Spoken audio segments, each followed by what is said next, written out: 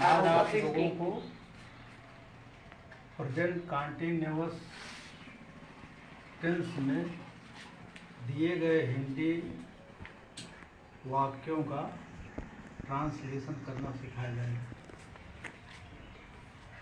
Present continuous tense, present का मतलब होगा वर्तमान, कंटीन्यूअस का मतलब होगा लगातार या जारी, टेंस का मतलब होगा काल। मतलब इसमें जो हिंदी वाक्य रहता है उसको पढ़ने से भी आपका होगा कि उसमें कार्य जो है वो वर्तमान में होता है और कार्य जारी रहता है। जैसे हम हिंदी वाक्य है राम कमरे में सो रहा है, तो इसमें सोने का काम जो है वो बंद नहीं हो रहा, लगातार चल रहा है, यानी जारी है। अब इसके पहचान पे आ जाते हैं। इस टेंस के वाक्य में क्रिया के अंत में रहा है, रही है, रहे हैं, रहे हो, रहा हूँ तथा रही हूँ आता है। अब जैसे इसमें जो है रहा है आया है, तो इसका मतलब है ये जो है प्रेजेंट कंटीन्यूअस का टेंस। और ये रहा है आया है क्रिया के बाद, सो रहा है, सो इसमें ना और जोड़ देंगे तो सोना। दूसरा सेंटेंस है वह गंगा जी में स्नान कर रहे हैं, तो इसमें रहे हैं आया है कर के बाद, स्नान कर, इसमें ना जोड़ देंगे तो स्नान करना।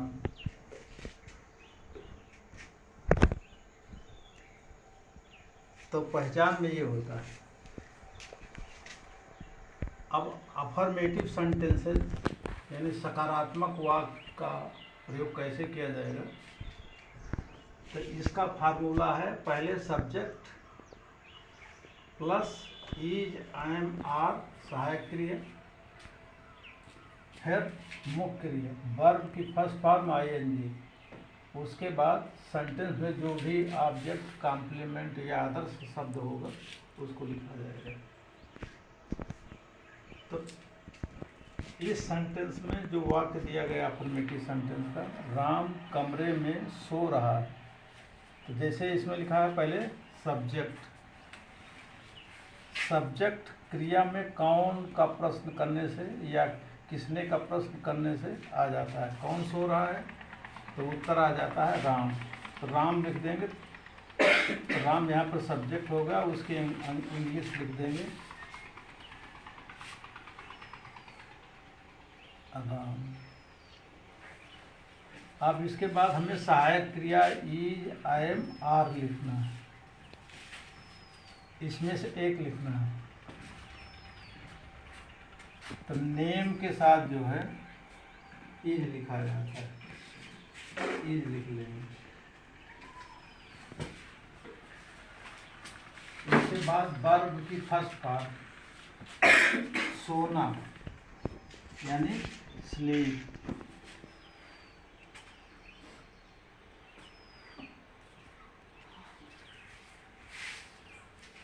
फिर क्या कह रहा है, इसमें आईएनजी जोड़ देंगे तो स्लीपिंग हो जाएगा, स्लीपिंग। राम सो रहा है, इसका अनुवाद हो गया। अब क्या बचा, कमरे में, इन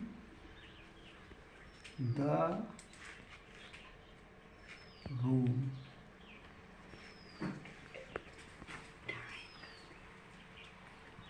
ये अनुवाद हो गया। राम कमरे में सो रहा है, Ram is sleeping in the room. Negative sentences, negative sentence affirmative sentence के की तरह रहता है, इसमें जो है नॉट का प्रयोग होता है, और नॉट जो है वो सहायक क्रिया इज, एम, आर और मुख्य क्रिया वर्ब की फर्स्ट फॉर्म और ING के बीच में रखा जाता है। गंगा जी में स्नान कर रहे हैं, तो यहाँ कौन स्नान कर रहे हैं? तो वो है, हो गया, ये हो गया सब्जेक्ट, वो है, इसकी अंग्रेजी हो जाएगी दे। अब दे सब्जेक्ट के साथ आर लगता है।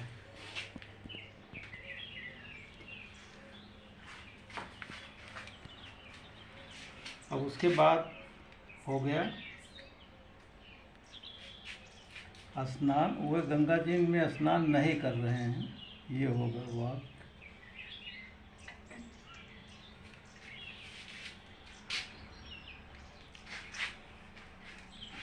आर हो गया आपका।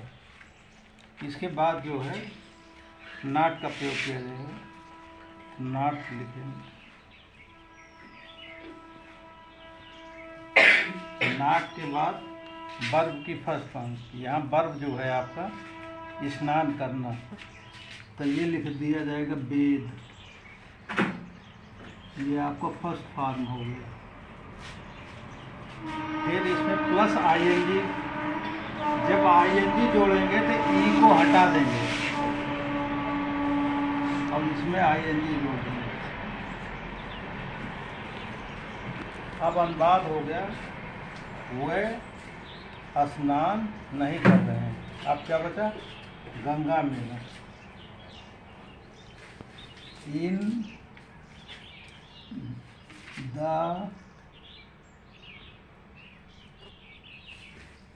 गंगा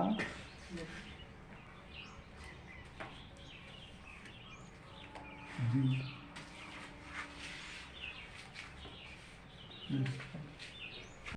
प्रश्नवाचक व इंट्रोगेटिव सेंटेंस।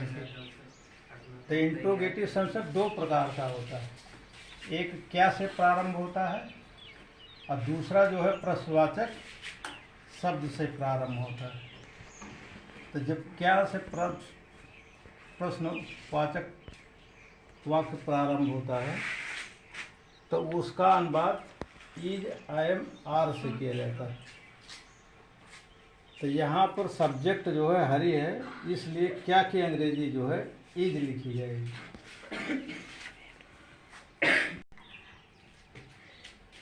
अब उसके बाद सब्जेक्ट हो जाएगा इज हरी।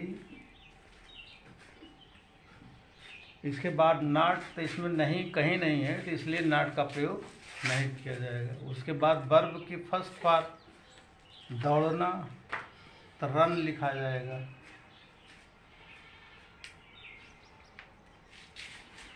और ING, इसमें ING जोड़ दिया जाएगा, तो एन को डबल कर दिया जाएगा।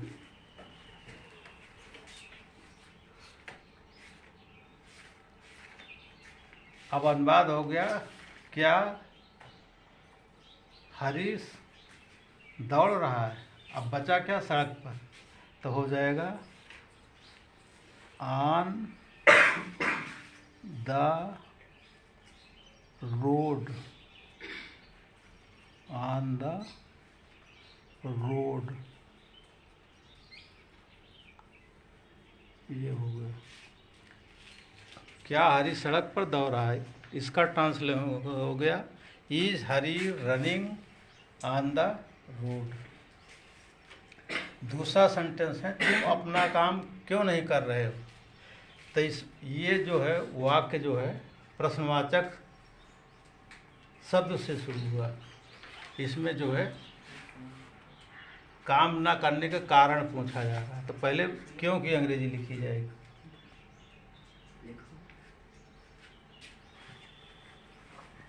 तो व्हाई लिख दिया गया। अब उसके बाद जो है इज आई मार्क लिखा जाएगा। तो सब्जेक्ट चूंकि यहाँ तुम है, तो तुम के साथ जो है आर का प्रयोग होता है, वाई आर। उसके बाद हो जाएगा सब्जेक्ट यू। इसके बाद इसमें नहीं है, तो सब्जेक्ट के बाद नॉट भी लग जाएगा, नॉट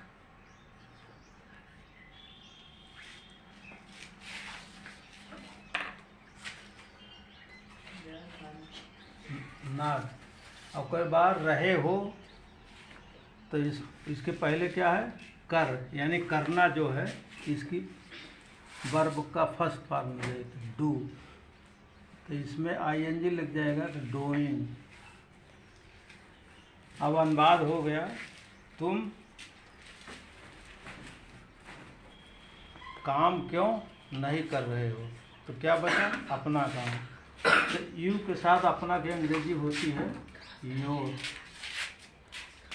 योर, तो काम की अंग्रेजी हो जाएगी वर्क।